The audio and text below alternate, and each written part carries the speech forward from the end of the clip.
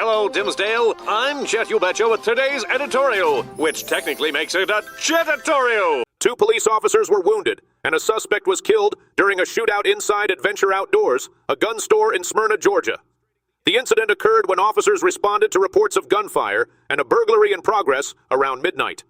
Upon arrival, officers confronted the armed suspect, leading to an exchange of gunfire that left the suspect dead and the officers injured. Both officers are expected to survive. The suspect, whose identity remains undisclosed, is believed to have acted alone. Cobb County Police also assisted at the scene. Authorities are still uncertain about the suspect's motive for breaking into the store. In other developments, California has enacted new laws protecting minors featured in monetized social media content.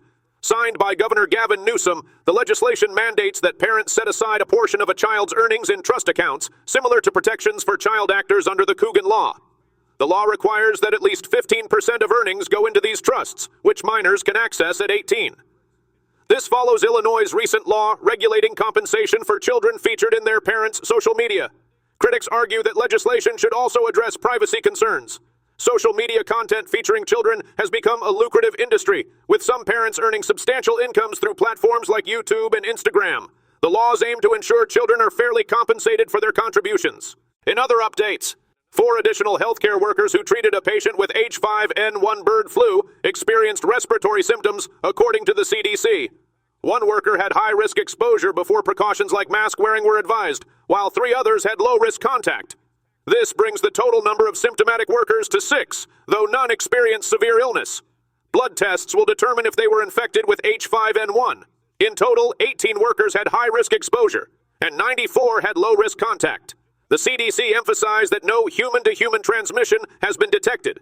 As flu season approaches, the CDC developed a test to detect H5 viruses in wastewater and reminded the public to take precautions with animals. In another update, Zoe Reddick, a 5-year-old from Skokie, Illinois, was recognized for her quick response in calling 911 after her mother, Jessica Reddick, fainted in May. Zoe calmly explained to the operator that her mother had become unresponsive and that she had already contacted her grandparents. Jessica later explained that she fainted due to seizure-like activity and was shocked to learn her young daughter had the presence of mind to call for help. Zoe credited deep breathing techniques for staying calm during the emergency. The local police honored Zoe for her bravery, and Jessica praised her daughter as her hero, calling her Super Zoe. From all of us here, stay classy, Dimsdale.